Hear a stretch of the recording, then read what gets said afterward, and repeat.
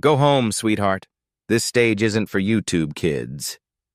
Professor Whitmore patted Ivy's head like a pet. His smile was sharp. Real mathematics requires real training, not 5-minute tutorials from your phone. He turned to the camera. 3 million people watching. You're from the South Side, aren't you? Public schools? He said it was like a diagnosis. Yes, sir. Ivy's voice barely made it past her throat. 9 years old in an oversized hoodie. Adorable. Whitmore smirked. But this is MathQuest Live. We have standards. The audience went silent. Uncomfortable shifting. Nervous coughs. In the front row, Ivy's grandmother Max wore a headscarf over her chemo-bald head. Her hands were shaking. Twitter exploded. 50,000 tweets in 3 minutes. Let Ivy compete trending. Ivy stood there under the lights, blinking back tears. Her teddy bear backpack suddenly felt childish. Stupid. Wrong. Have you ever watched someone try to crush a child on live television just because she didn't look like she belonged? To understand what happened that night, you need to know 3 things.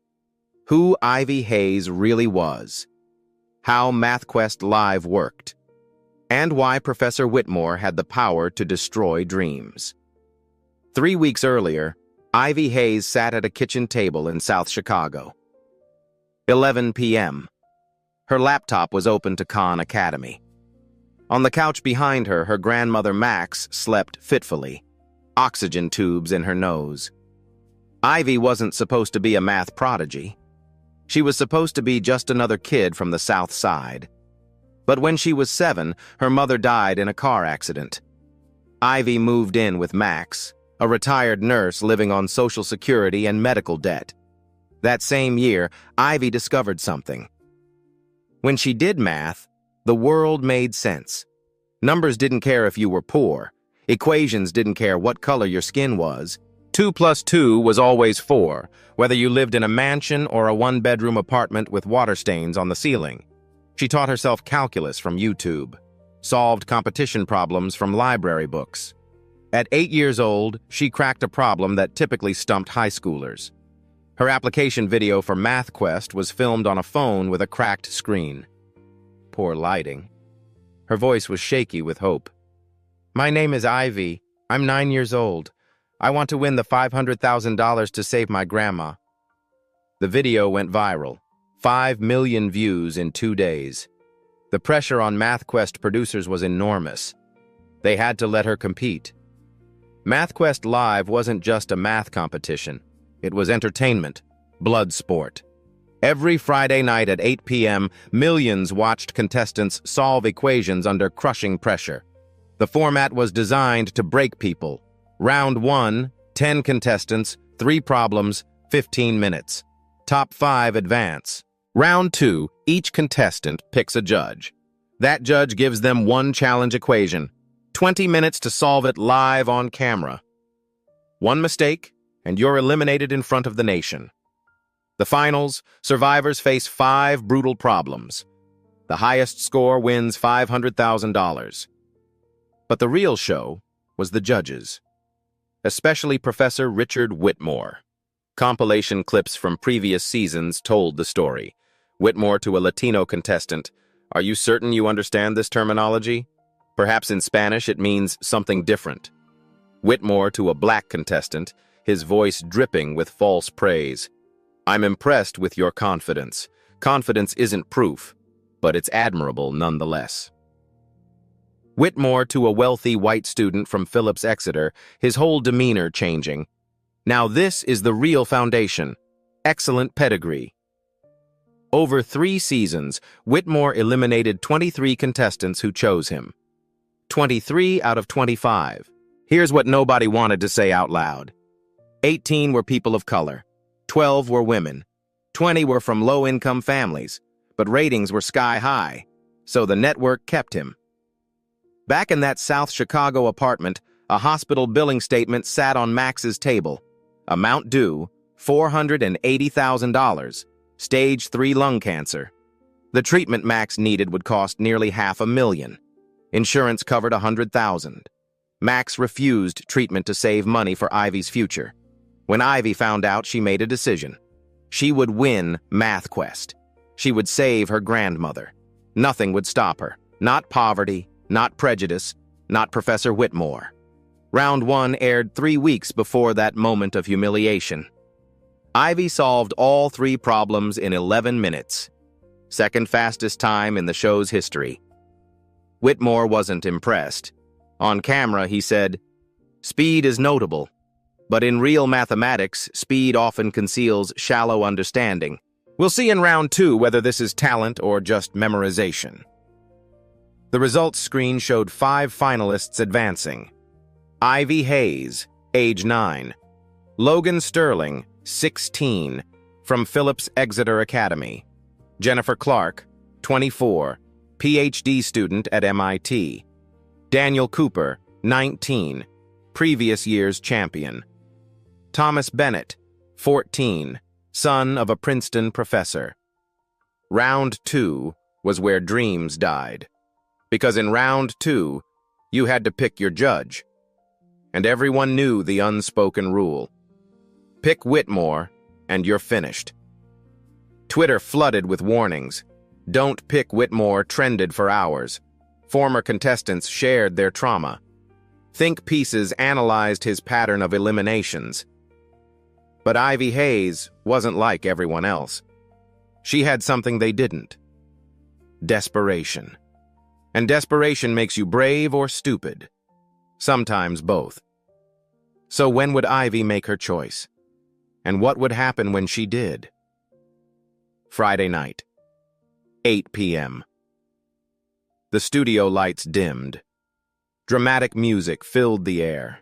Sarah Williams, the host, stood center stage with a microphone. "Welcome back to Math Quest Live. Round 2 begins now. 5 contestants remain. Only 2 will advance to the finals." The camera panned across 5 contestants standing in individual spotlights. Each one looked terrified in their own way.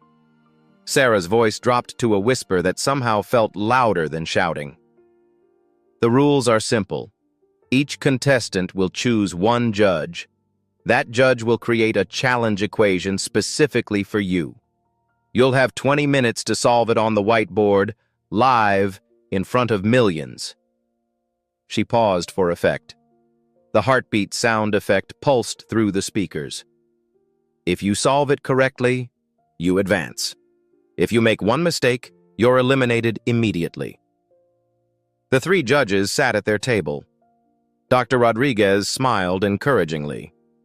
Guest Judge Collins looked neutral. Professor Whitmore leaned back in his chair, fingers steepled, studying each contestant like specimens under glass. Sarah checked her cards. "We'll go in age order. Youngest first. Ivy Hayes, please step forward." Ivy walked to center stage. Her hoodie seemed even bigger under the lights. Her teddy bear backpack hung from one shoulder. The camera zoomed in on her face. She was trembling. Sarah smiled gently. "Ivy, choose your judge." The audience started murmuring immediately. Someone whispered loud enough for the microphones to catch. "Please not Whitmore, please." Ivy looked at Dr. Rodriguez. Rodriguez gave her a small nod. Safe choice. Fair judge. High chance of success. Then Ivy looked at Whitmore. He was smirking, that same look from earlier, the one that said she didn't belong. In the front row, Grandmother Max shook her head slightly. "Don't do it, baby. Don't." Twitter was exploding in real time. The feed scrolled across the bottom of the screen. "Please don't pick Whitmore." "Ivy, baby, no, no, no." "Protectivey." Ivy's internal voice, the one only she could hear, was screaming. "Everyone told you to pick Rodriguez. She's fair. She wants students to succeed. Pick her. Be smart. Be safe." But there was another voice, quieter, angrier. "Whitmore is the one who doesn't believe in you. Whitmore is the one who said kids like you don't belong here, and you need to prove, not to him, but to yourself, that he's wrong." Ivy's voice came out small but clear. "I choose Professor Whitmore." The audience gasped. An audible "no" came from somewhere in the back. Whitmore leaned back further in his chair. His smile widened. Not friendly. Predatory. "Ah," he said. "The bravest contestant we've had. Or perhaps the most naive. We'll find out soon enough, won't we?" Sarah tried to keep her professional composure, but her face showed concern. "Professor Whitmore, please present Ivy's challenge equation." Whitmore stood slowly, walked to the massive LED screen like a man with all the time in the world. He picked up the digital stylus. The camera caught Ivy's face. For just a second, doubt flickered across it. What have I done? Whitmore began writing. The equation appeared on screen line by line. It looked like hieroglyphics to most viewers, but to anyone who knew mathematics it was clear. This was undergraduate-level number theory for a 9-year-old. The commentary booth mathematician whispered into his microphone, "Oh my God, this is twin primes with modular arithmetic. This is brutal." Whitmore set down the stylus, turned to Ivy with that smile. "Ivy, dear, I know you learned from YouTube, but perhaps there aren't videos on modular arithmetic at this level. If you'd like to withdraw now, I completely understand. No one will blame you." The clock appeared on screen. 20 minutes. The countdown hadn't started yet. Ivy looked at the equation, then to her grandmother, then back at Whitmore. "I want to try." Whitmore's smile didn't reach his eyes. "Of course you do. 20 minutes, starting now." The clock began. 20:00, tick, tick, tick. What Whitmore didn't know was that Ivy had spent 3 years studying his papers. Every equation, every proof. She knew how he thought, and she knew where he always made the same mistake. Would she find it in time? The clock read 20 minutes. Ivy stood at the whiteboard, marker in hand.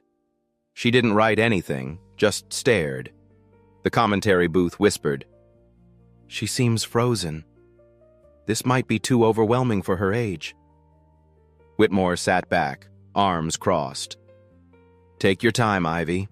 No rush." In the audience, Grandmother Max whispered, "She's not frozen. She's thinking." Everyone thought Ivy was panicking, but she wasn't. She was doing what her grandma taught her. Step 1, break it down. Ivy began writing in the corner. Not the solution yet, just notes. Check. Does mod 12 condition create a special subset, or applies to all twin primes greater than 3? The commentary booth perked up. Wait, she's questioning the premise itself. 5 minutes passed. 15 minutes remaining. Ivy started writing clearly. Twin primes in 100 to 200, 101 and 103, 107 and 109, 137 and 139, 149 and 151, 179 and 181, 191 and 193, 197 and 199 largest. The camera zoomed on the list. Clean, organized, complete. Whitmore frowned. She's just listing numbers? Rodriguez couldn't help herself. No, she's being systematic. Ivy checked the smallest pair. 101 squared plus 103 squared equals 20,810. 20,810 mod 12 equals 2. Checkmark. She did the same for the largest. 197 squared plus 199 squared equals 78,410. Mod 12 equals 2. Checkmark. The commentary booth got excited. She's manually verifying the endpoints. This is smart. 8 minutes remaining. Ivy moved to center board. She wrote clearly. Proof that p squared plus p plus 2 squared equals 2 mod 12 for all twin primes p greater than 3. She started with logic. For p greater than 3 to be prime, p must be odd. For both to be prime, check which remainders mod 12 work. If p equals 1 mod 12, then p plus 2 equals 3 mod 12, divisible by 3. Cross. If p equals 3 mod 12, p itself divisible by 3. Cross. If p equals 5 mod 12, then p plus 2 equals 7 mod 12. Both can be prime. Check. She continued the pattern. The conclusion was clear. For twin primes, p must equal 5 or 11 mod 12. Final step. If p equals 5 mod 12, p squared equals 1 mod 12. P plus 2 squared equals 1 mod 12. Total equals 2. Check. If p equals 11 mod 12, same result. Total equals 2. Check. She wrote large letters, QED, proved. 4 minutes remaining. Now the trap. Ivy wrote at the bottom. Answer. Because mod 12 condition is true for all twin primes greater than 3, the question of finding the largest satisfying this condition is identical to find largest twin prime in range. The largest is 197 and 199. No special subset. The condition doesn't filter anything. Ivy set down the marker. 15 seconds left. She turned to face the judges. Exhausted, but calm. Silence for 3 seconds. Then someone clapped. Then another. The studio erupted. Sarah tried staying professional. Professor Whitmore, please evaluate. Whitmore stood slowly, walked to the board, examined each line. 30 seconds of reading. The camera caught every micro-expression. Confidence fading to confusion to tension. You checked all twin primes manually? Yes, sir. And you concluded the modular condition doesn't create a special case? Ivy's voice was clear. Yes, sir. Because it's true for all twin primes bigger than 3. You asked for the largest that does satisfy it. So that's just the largest twin prime. Rodriguez jumped in. She's correct. Completely correct. The commentary booth was ecstatic. A 9-year-old just solved university-level number theory in 19 minutes. Whitmore's face reddened. He turned back without eye contact. The proof is acceptable. But this was only round 2. The finals will be significantly more challenging. He sat down stiffly. Sarah read from her card. Ivy Hayes has passed. She advances to the finals. The audience exploded. Grandmother Max cried. Twitter went insane. Ivy, the genius, 500,000 tweets in 10 minutes. Whitmore exposed trending. What Ivy did wasn't magic. It was a method. She didn't panic. She broke it into pieces to list the data, check extremes, prove the pattern, spot the trap. That's not genius. That's discipline. Discipline beats talent when talent doesn't work hard. Backstage, Sarah pulled Ivy aside. You need to hear this. Twitter dug up Whitmore's history. 18 of 23 eliminated contestants were people of color. Producers are investigating. But in the finals, he'll be one of 3 judges. After what you just did to him, he's coming for you harder. Was Ivy ready for that? Within 24 hours, the announcement went out. Twitter exploded #1 globally with Whitmore history. A TikTok user compiled all 23 Whitmore eliminations. 18 were people of color, 12 were women, 20 from low-income backgrounds. The pattern was undeniable. Split-screen comparisons went viral. 4 million views. Whitmore's gentle tone with wealthy white contestants versus his condescending voice with minorities. The contrast was damning. YouTube uploaded a supercut. Every time Professor Whitmore said you don't belong. 2 million views in hours. A celebrity posted on Instagram. A 9-year-old just exposed systemic bias in mathematics education on live TV, and I'm here for it. Ivy Hayes. Math Quest. The studio cut back to Sarah at center stage. And now, the moment you've been waiting for. The 2 finalists are advancing to compete for $500,000. Dramatic pause. Drum roll. Ivy Hayes! The audience erupted. Ivy walked out, still in her oversized hoodie, waving shyly. And Logan Sterling! Logan walked out confidently. 16 years old, wearing a blazer with his private school crest. He shook Sarah's hand like he'd done this 100 times. Logan Sterling, Phillips Exeter Academy, son of a hedge fund manager, 3-time national math champion. Everything Ivy wasn't. Sarah explained the finals format. You'll face 5 problems in 45 minutes total. Problem 1 from Dr. Rodriguez, geometry. Problem 2 from Dr. Baldridge, number theory. Problem 3 from Professor Whitmore, subject of his choice. Problem 4, wild card from online audience. Problem 5, final showdown.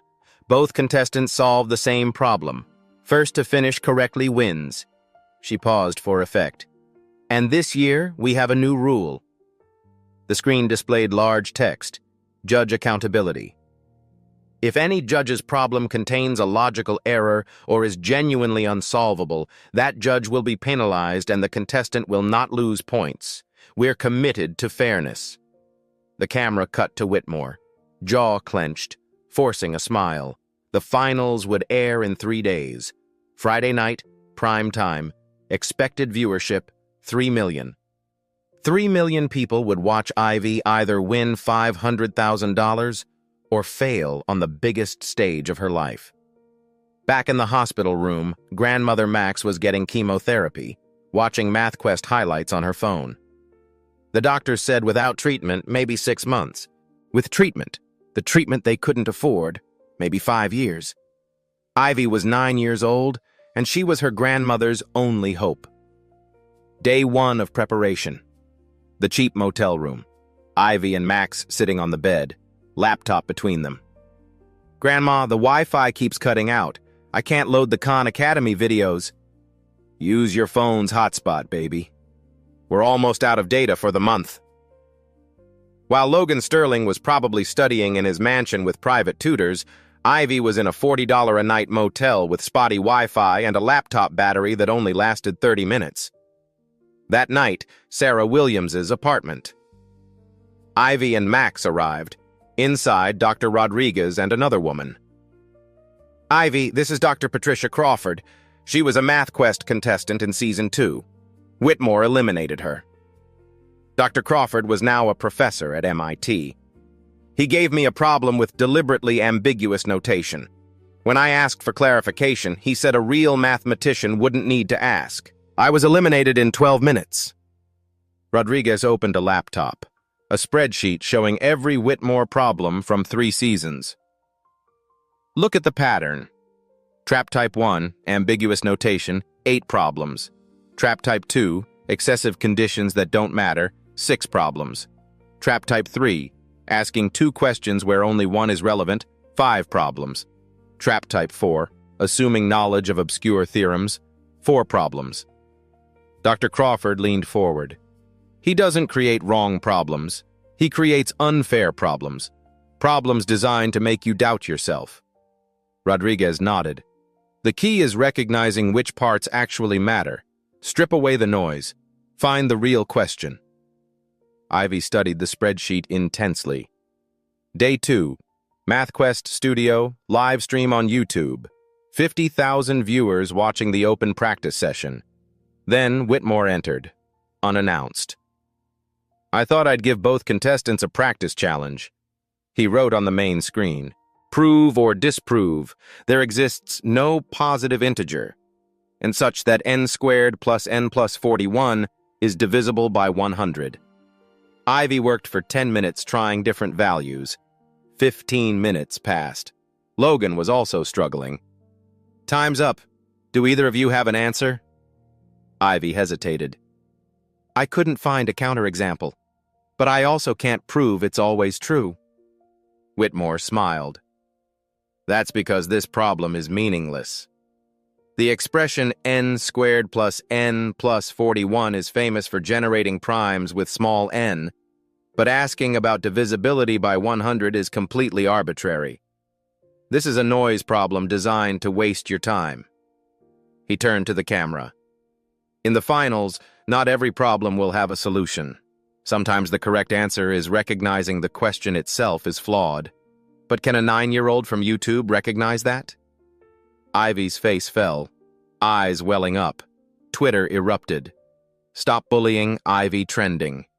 This is child abuse on live television. Major sponsors threatened to pull funding. MathQuest issued a statement. Professor Whitmore will not participate in further practice sessions. But the damage was done. Ivy's confidence was shaken. The finals were in 24 hours. Could she recover in time? 72 hours before the finals? 2 different worlds preparing for the same battle. Logan's mansion in Connecticut. Private study with floor-to-ceiling bookshelves. He sat at a mahogany desk with 3 monitors displaying different problem sets. His father's voice came from the doorway. "Son, I've hired Dr. Steinberg from Yale to tutor you for the next 3 days. 2 hours topology, 2 hours number theory, 2 hours combinatorics. You'll be ready." A distinguished professor entered carrying textbooks worth more than Ivy's entire wardrobe. Meanwhile, Ivy sat on the floor of a motel room. Laptop balanced on a phone book. Notebook next to her. The Wi-Fi cut out mid-video. "Not again!" She rebooted the router, waited 3 minutes, finally reconnected. While Logan studied in comfort, Ivy was fighting just to access the same information. She found a YouTube playlist. Advanced math competition strategies uploaded by a former Olympiad champion. She couldn't afford tutors, but the internet had something better. People who succeeded without privilege, sharing their knowledge for free. Ivy watched intently, taking notes in a worn spiral notebook. Then her laptop battery died. The charger was broken, frayed wire exposed. "I can get a new one tomorrow, baby," Max said. "We don't have time. Finals are in 2 days." Ivy used her phone for the rest of the night, squinting at the small screen, battery draining fast. Logan practiced with a full mock setup. Whiteboard, timer, cameras, simulating the exact conditions of the show. Dr. Steinberg nodded approvingly. "Excellent. Your approach to the Fermat problem was textbook perfect." But then Logan got arrogant. He rushed through a practice problem, made a careless error. Dr. Steinberg's voice turned stern. "This is why you lost nationals last year. Hubris. Fix it." Logan's face reddened. He started over. Social media pressure built over 3 days. Day 1. Ivy's round 2 solution became a meme. When a 9-year-old does in 19 minutes what took me 4 years to understand. Hashtags emerged. Team Ivy versus Team Logan. Media narrative formed. Prodigy from poverty versus privileged champion. Day 2. News outlets picked up the story. MathQuest Finals. David versus Goliath. Ivy's elementary school announced a watch party. Betting sites set odds. Logan 65%. Ivy 35%. Day 3. Whitmore's pattern of eliminating minorities went mainstream. Featured on morning news shows. MathQuest released a statement. "We're committed to fair judging." They didn't mention Whitmore by name. Sarah Williams tweeted cryptically, "Some stories deserve a fairy tale ending. Tune in Friday." Ivy's obstacles multiplied. 24 hours before finals, her laptop died completely. Wouldn't turn on at all. Logan probably had 3 backup computers. Ivy had a library card. She and Max took the bus to the public library. Ivy studied on a shared computer. 2-hour time limit, waiting in line between sessions. Late at night in the motel, Ivy overheard Max on the phone with the hospital billing office. Max's whisper carried through the thin walls. "I understand the payment is overdue. I'm doing everything I can. Please, just 1 more month." Ivy stood in the bathroom doorway, eyes filling with tears, the weight of what was at stake crushing down on her small shoulders. People kept saying, "Just do your best, Ivy. Have fun." But they didn't understand. This wasn't about fun. This was life or death. Twitter troll comments started appearing. She got lucky in round 2. Finals will expose her. Logan is gonna destroy her. This is embarrassing. Why is a 9-year-old even allowed to compete? This is a publicity stunt. Sarah Williams secretly sent Ivy a text. Don't read the comments. Focus on the math. You've got this. Night 2, back at Dr. Rodriguez's apartment.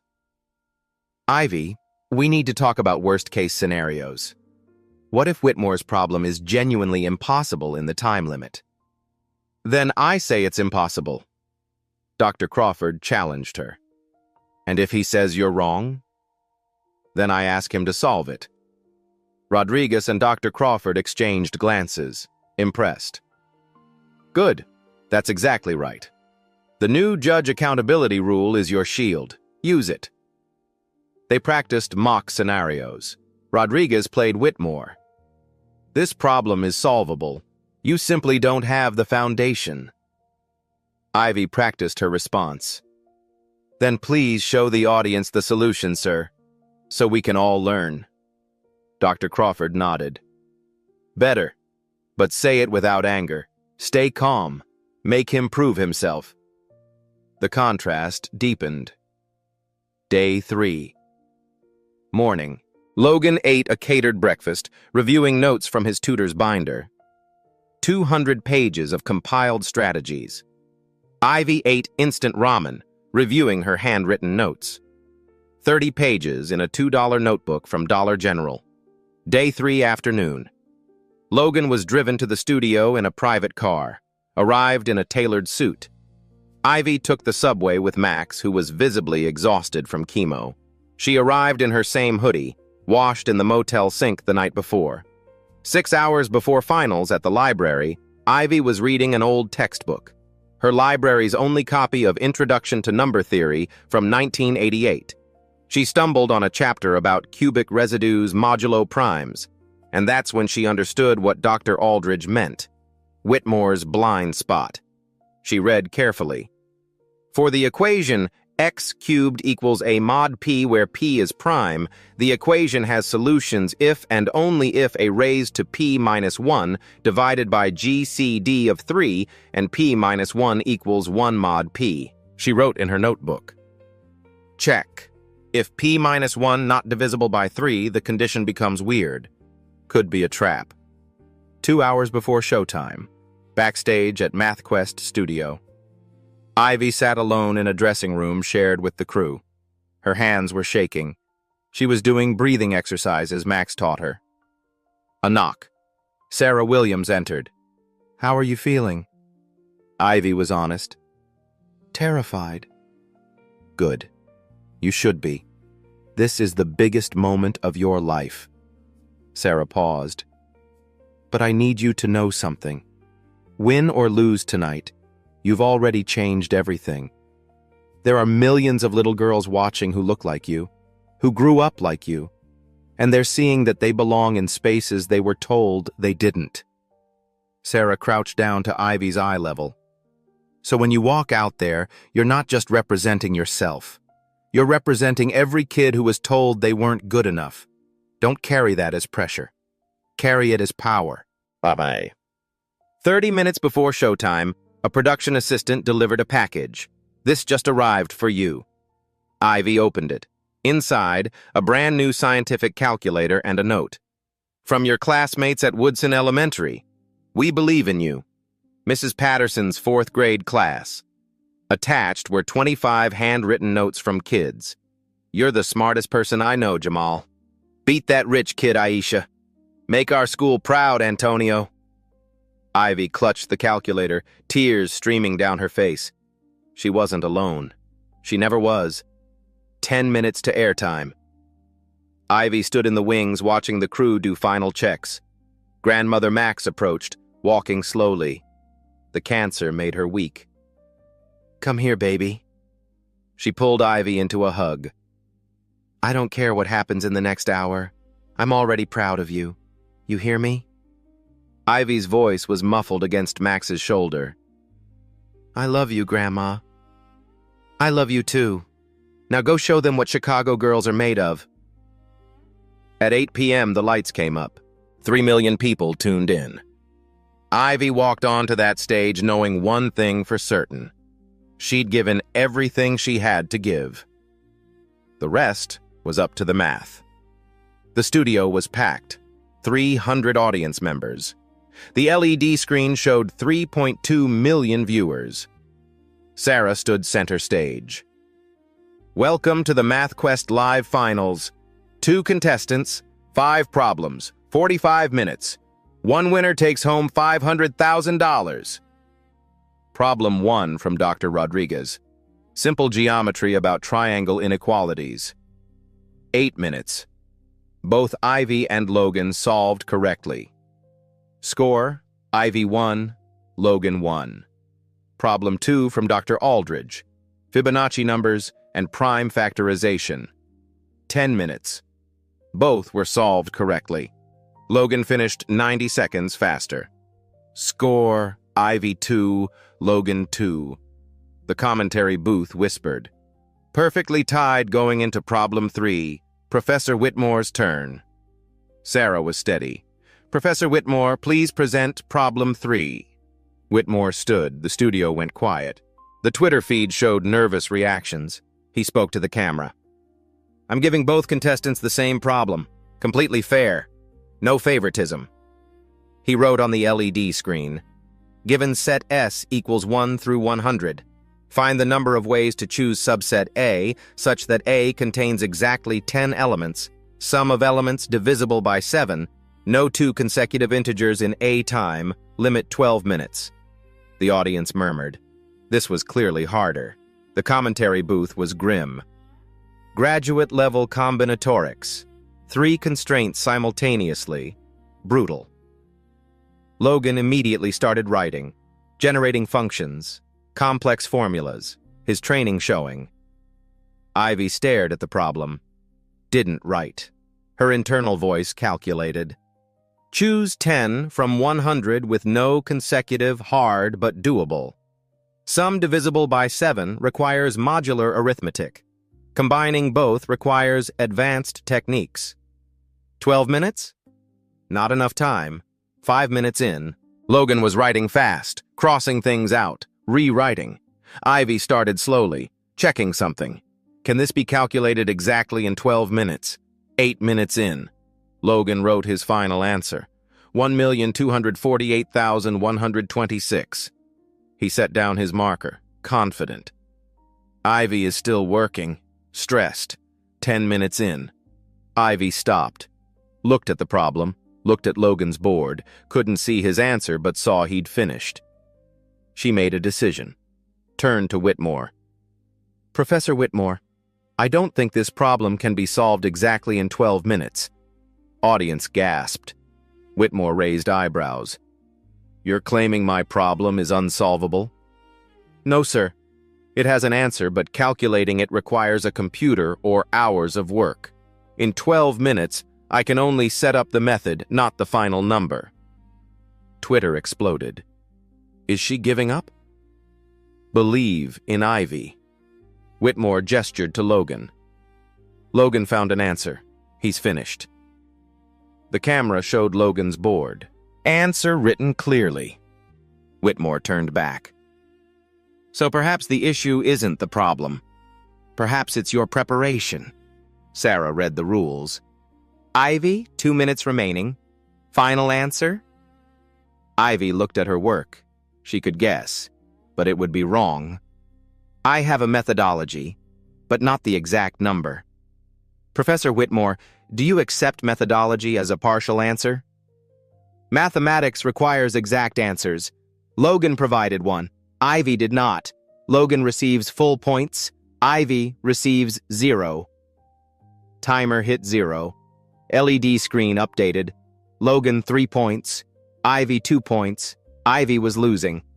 Max in the audience, hands over mouth, fighting tears. Twitter split.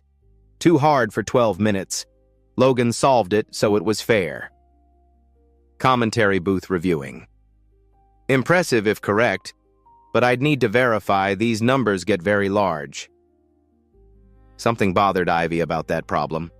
The way Whitmore said it was completely fair.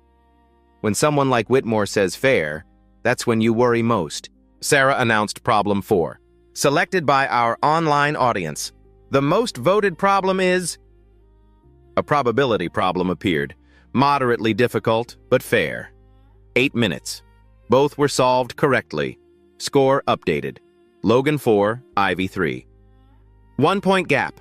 Everything comes down to the final problem. Sarah's voice dropped. Problem 5. The final showdown. Dramatic music. Lights dimmed except spotlights on contestants. Both receive the same problem. First to solve correctly wins. 15 minutes. This problem from Dr. James Aldridge. Relief flashed across Ivy's face. Not Whitmore. Then Whitmore stood. I invoke my right as head judge. Everyone frozen. The head judge has authority to present the final problem if necessary. I'm exercising that right. Rodriguez objected. That's highly unusual. But within rules. The producer rushed to Sarah. She read, face falling. He's correct. Twitter erupted. Rigged for Logan trending. Whitmore walked to center. Wrote on LED screen. Solve for all x in 0 to 100. X cubed equals 15 mod 101. 15 minutes. First correct wins.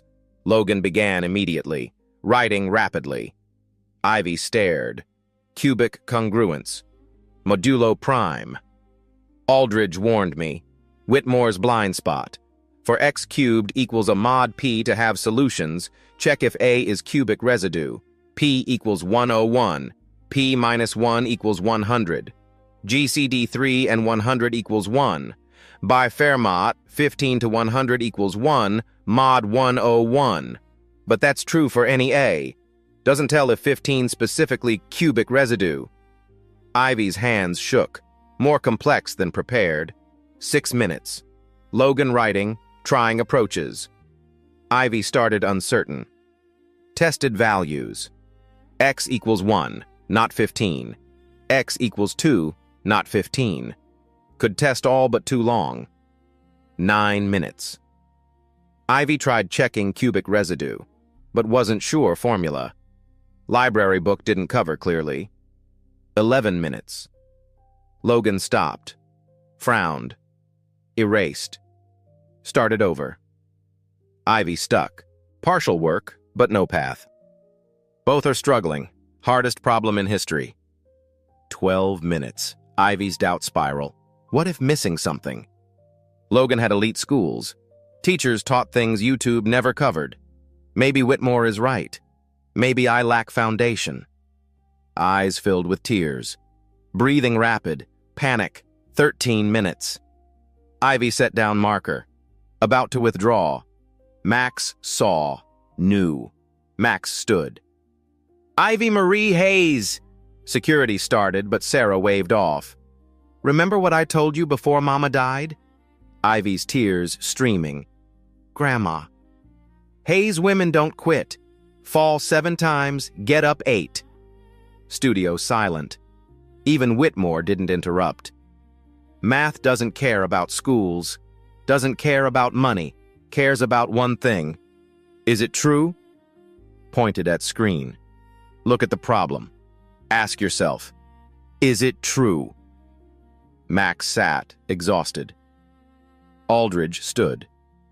Richard, does this have a solution? Yes or no? Silence. Of course. Then demonstrate 1x that works.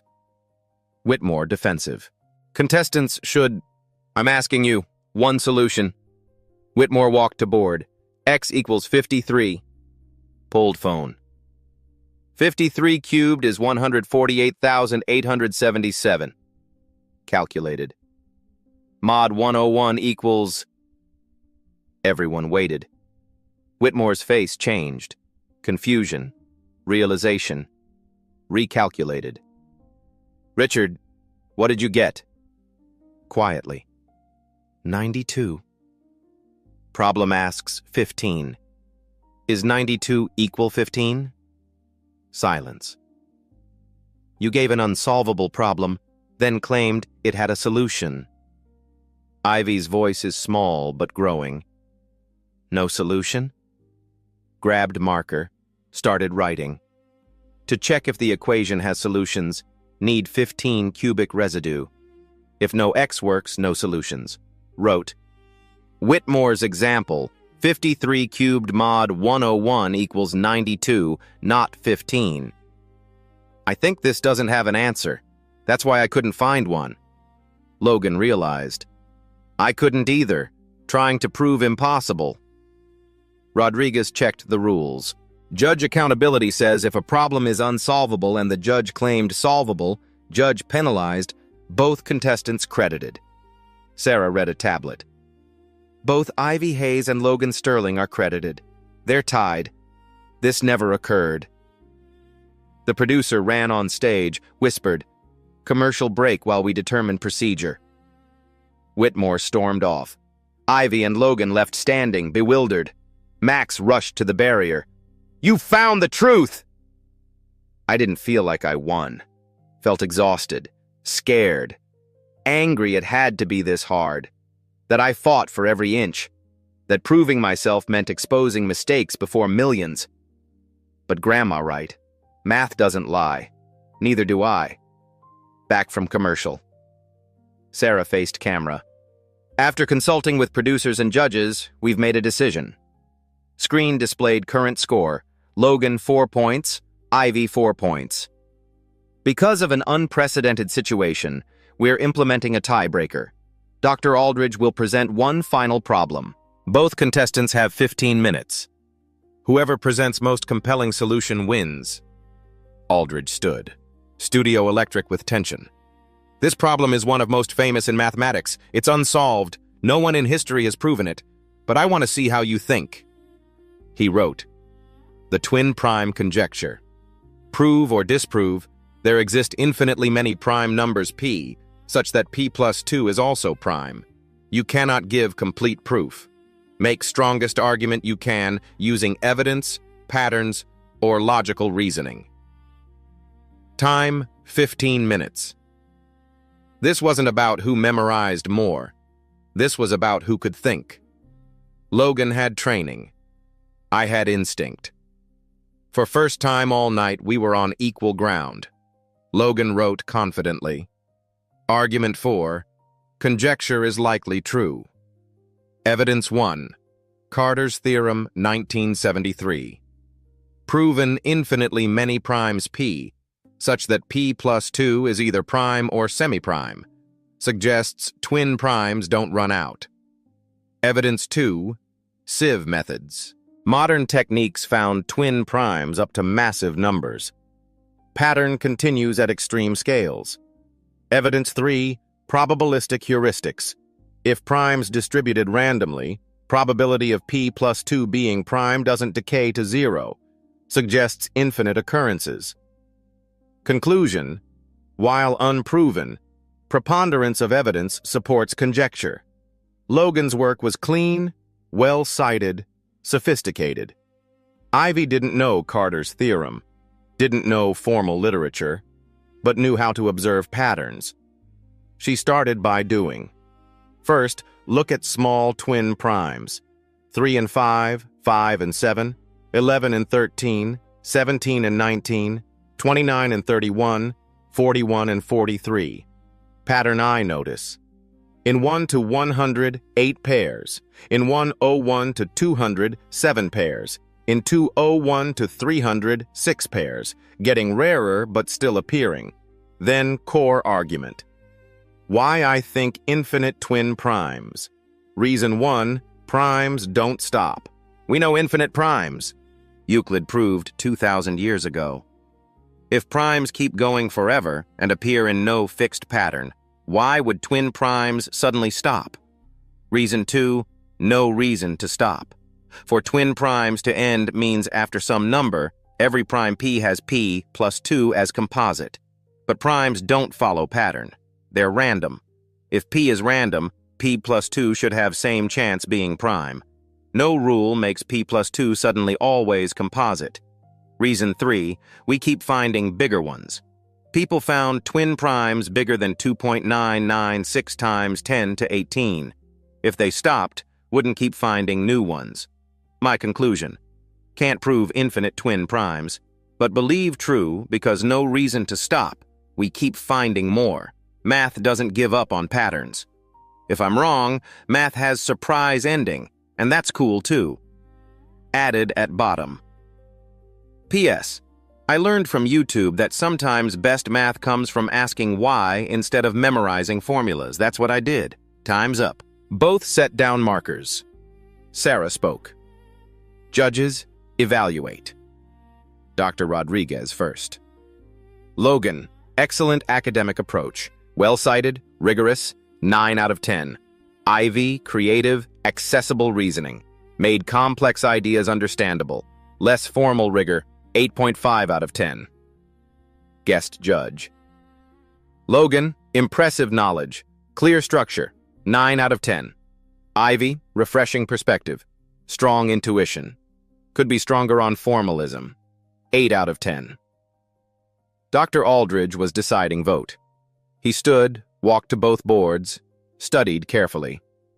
15 seconds silence. Logan, your solution exactly what I'd expect from well-trained student. Cited theorems correctly. Used appropriate terminology. Demonstrated excellent education. But you didn't show me how you think. You showed me how your teachers think. Turn to Ivy's board. Ivy, your solution rough around edges. Don't know Carter's theorem. Haven't heard sieve methods. But you did something Logan didn't. You asked why. Didn't just accept that smart people believe conjecture. You reasoned it out yourself, from first principles. Pointed to her reason too.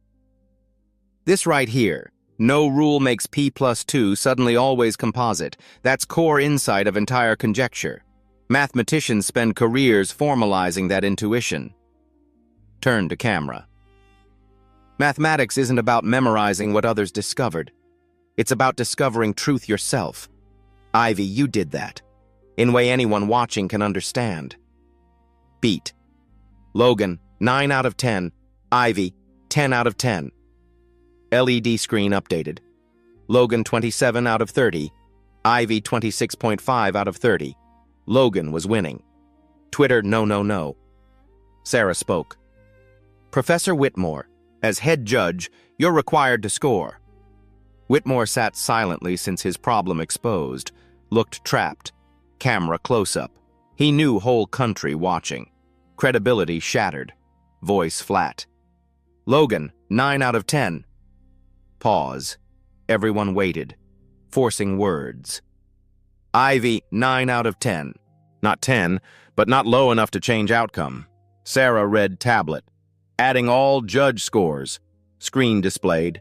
Logan, 36 out of 40. Ivy, 35.5 out of 40. Logan ahead by 0.5. Audience gasped.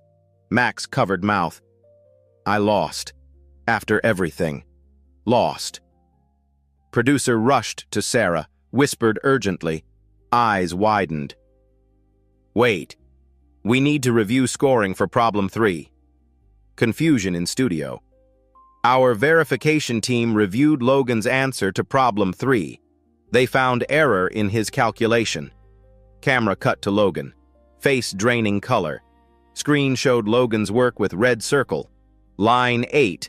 Logan assumed generating function for no consecutive integers could be multiplied directly with modulo 7 constraint. But constraints interact, can't be separated. Final number incorrect.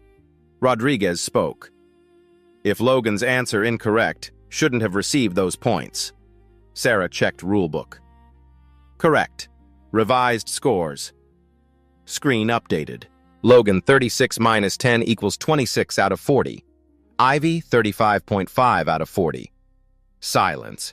Then, by score 35.5 to 26, winner of MathQuest Live and recipient $500,000 Ivy Hayes. Audience exploded. Max collapsed, sobbing. Others hugging, crying. Confetti fell. Ivy stood frozen 3 seconds, then ran straight into audience, into grandmother's arms. Camera captured them crying, holding each other. Twitter broke. Ivy wins trending globally, 5 million tweets 10 minutes. After celebration calmed, Sarah brought Ivy back to center. Ivy, you made history. What do you want to say? Still crying, voice shaky. I want to say to Professor Whitmore, you said I didn't have real foundation, that YouTube wasn't enough. But I found your mistake. Not because I'm smarter. Because I learned to question everything, even experts. Silence. Whitmore said nothing, turned to camera. I want every kid watching who looks like me or comes from where I come from to know you do belong. In math, in science, in any room they tell you isn't for you. Audience stood, applauding. Back to Whitmore. Professor, you tried to prove I wasn't good enough, but math proved I was. Math doesn't lie. Thank you for teaching me that. Whitmore stood. For moments seemed might walk off, but didn't. Voice tight. Congratulations, Miss Hayes. Extended hand. Ivy shook it. He leaned in, whispered something only she could hear. Later, Ivy revealed what he said. You humiliated me. Ivy's response whispered back. No, sir. I just did the math. What made Ivy's solution beautiful wasn't complexity. It was clarity. She took unsolved problem that stumped mathematicians for centuries and explained so child could understand. That's not just intelligence. That's wisdom. The moment score revision announced and Ivy won, pure catharsis. Underdog, who was told she didn't belong, just beat system on live television. Immediately after win, backstage. Ivy surrounded by crew, producers, photographers. Max sat nearby in wheelchair, exhausted. Sarah Williams approached with Dr. Aldridge. Ivy, Dr. Aldridge has something to tell you. Ivy, on behalf of International Mathematics Institute at Cambridge, I formally invite you to our Young Mathematicians Residency Program. Ivy, overwhelmed. What? Every year, we select 5 children worldwide who show exceptional promise. 1 year working with leading researchers, all expenses paid, including medical care for your family through our partnership with Massachusetts General Hospital. Max's eyes widened. You mean Grandma's cancer treatment? Fully covered. Chemotherapy, surgery, medication, everything. Ivy burst into tears. Max pulled her close. Producer approached Sarah, handed tablet. Sarah read, looked up. Ivy, there's more. MathQuest just released statement. Showed screen. Official statement from MathQuest. After reviewing contestant elimination patterns over 3 seasons, we've identified systemic bias. Effective immediately, Professor Whitmore removed from all future programming. We will implement blind judging. All 23 contestants eliminated by Whitmore invited to compete again with full scholarships. We apologize. Twitter exploded. Accountability matters trending. Another producer entered. National Math Education Fund just called. They're creating new scholarship program. The Ivy Hayes STEM Scholarship for underprivileged students. $500,000 per year. Ivy's voice small. They named it after me. You inspired it. Logan approached with parents, looking stern. Ivy tensed. Logan extended hand. Congratulations. You deserved it. Ivy shook hand. You're really good, too. Your work on problem 2 was amazing. Logan smiled. Yeah, but I choked on 3. Got overconfident. My dad's already calling MIT about that scholarship, so I'll be okay. But you're going to change things. Sarah handed Ivy envelope. This just arrived, from the show. Ivy opened. Inside, check for $500,000 in note. Ivy, you proved something math can't measure. Courage matters. Persistence matters. Truth will always win. Use this to save your grandmother, get education, show world what we saw tonight. Genius has no prerequisites. Congratulations, champion. The Math Quest team. Camera caught Whitmore leaving through side door alone. No fanfare. Reporter tried approaching. Professor Whitmore, statement about tonight? Whitmore didn't stop. No comment. Do you regret how you treated Ivy Hayes? Whitmore paused at door. Didn't turn. I regret underestimating her. He exited. Door closed. He never said sorry. Not really. But that admission was as close as someone like him could get. And it was enough. Because I didn't need his validation anymore. 3 months later. Woodson Elementary Gymnasium. 500 students sitting on floor. Ivy stood at podium. Still needed step stool to reach microphone. Banner behind her. Welcome home, Champion Ivy. Principal introduced. Please welcome our very own math superstar, Ivy Hayes. Applause. Ivy still wearing favorite hoodie, now signed by classmates. Hi, everyone. 3 months ago, I was sitting right where you are, in Mrs. Patterson's class, solving math on scratch paper. I didn't have fancy tutors, didn't go to private school. I learned from YouTube, library, and teachers who believed in me. She paused. A lot of people told me I didn't belong on that stage. Too young, too poor. Kids like me don't win things like that. But here's what I learned. Math doesn't care about any of that. Math doesn't care if you're rich or poor, black or white, 8 years old or 80. It only cares about one thing. Are you right? She looked across a sea of young faces. So if you love math or science or art or music and someone tells you that's not for you, remember something. You belong anywhere your talent and work can take you. Don't let anyone tell you different. Applause. Ivy raised hand for quiet. One more thing. If you feel stuck, scared, like you don't know enough, that's okay. I felt that way on live TV in front of 3 million people. But you know what got me through? I don't have to be perfect. Just have to keep trying, keep learning, keep asking why. And if 9-year-old from Southside can beat math professor on national TV using YouTube videos, imagine what you can do. Little girl in front row raised hand. Miss Ivy, I like math too. But my brother says it's for boys. Should I quit? Ivy stepped down, knelt to girl's level. What's your name? Aisha. Aisha, you know who some of best mathematicians in history were? Women. There are more girls in top math programs now than ever. So your brother is... she stage whispered. Wrong. Don't quit. Math is for everyone who loves it, including you. Aisha beamed. 6 months later. Cambridge. Ivy in research office, whiteboard covered in equations, Dr. Aldridge beside her. Ivy, what you've done with this proof approach is remarkable. You're thinking about twin prime conjecture in ways I haven't seen. Ivy focused on board.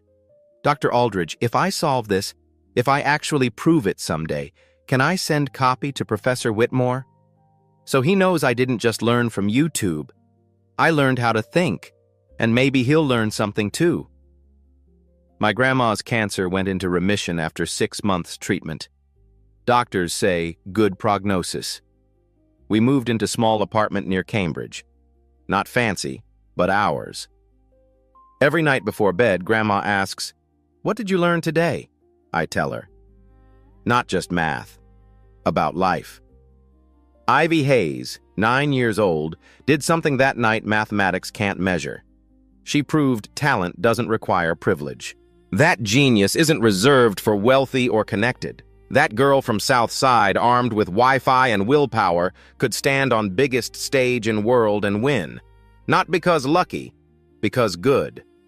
Age doesn't define brilliance. Circumstance doesn't limit potential. No equation is impossible when you're brave enough to question it. Final image. Ivy at blackboard teaching class of younger kids, mix of ages, races, backgrounds, all watching intently. Chalk doesn't care who's holding it. Proof doesn't care who discovers it. Truth doesn't care who speaks it. Only cares if it's right. Ivy finished proof, turned to students. Who can spot error in line 5? Shy boy in back raised hand hesitantly. Ivy smiling. Yes, come show us, don't be scared. Mistakes are how we learn.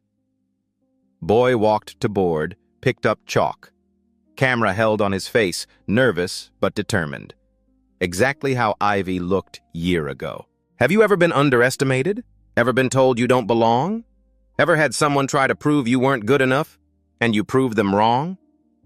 Share this story with someone who needs to hear it. Someone sitting in library teaching themselves from YouTube. Someone who's only person like them in classroom. Someone told they can't.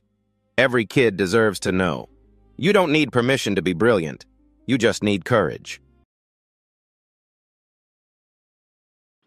The professor who tried to humiliate a 9-year-old on live TV, he's gone, but here's what nobody talks about. Ivy almost gave up. Ivy Hayes learned math from YouTube in a $40 motel room. Dead laptop battery, spotty Wi-Fi, instant ramen meals, while Logan Sterling had Yale tutors and a mansion. Professor Whitmore eliminated 23 contestants over 3 sessions. 18 were people of color, 12 were women, 20 from low-income families. The network kept him because ratings were high. Then a 9-year-old with a cracked phone screen did what nobody else could. She exposed Whitmore's final problem had no solution, proved the experts wrong in front of 3 million people. Think about how many Ivies are out there right now. Kids learning from library books or free videos, told they don't belong because they lack the right school, background, or last name. Ivy won because math doesn't care about your zip code. 2 plus 2 equals 4 in a mansion or motel. How many brilliant kids never get their chance? How many quit because people like Whitmore convinced them they are not good enough? Share this if you believe standards shouldn't require a trust fund. Subscribe to Sage Stories for stories where underdogs prove experts wrong. Tell me, have you ever been underestimated? What did you prove them wrong about? Ivy's now researching at Cambridge. Then $500,000 saved her grandmother's life. Those 23 contestants Whitmore eliminated, all getting second chances. Sometimes the person everyone dismisses changes everything. Math doesn't lie, neither does courage.